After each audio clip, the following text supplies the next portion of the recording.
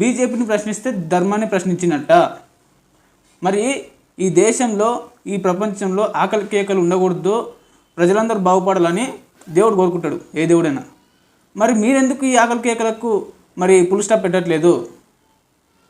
హిందూ మతాన్ని అడ్డు పెట్టుకొని మీరు ఓట్లు అడుగుతున్నారు కదా, హిందూ మతాన్ని అడ్డు పెట్టుకొని మీరు రాజకీయం చేస్తూ ఉన్నారు కదా.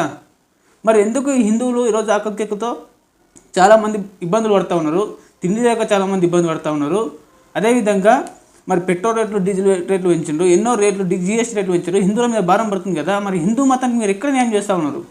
ఇది ప్రజల్ని డైలామాలో పెట్టి మీరు ప్రజల జీవితాలతో, ప్రజల మెదడులో ఆడుకుంటా ఉన్నారు. మీరు ఏం చేసారు? ఇన్ని సంవత్సరాలు అయింది కదా. హిందువులకు ఒక మంచి పని చేసి చెప్పండి. 80,000 విద్యాలయాలు మూసారు కదా. మరి ఇంతమంది హిందువులు చదువుకోకుండా ఇబ్బంది పడతారు. దీని ఎందుకు మాట్లాడరు? బీజేపీ ప్రశ్నిస్తే ధర్మాన్ని ప్రశ్నించినట్టు కాదు. ఇది గుర్తుపెట్టుకోలేదు, క్లియర్గా చెప్తున్నాం.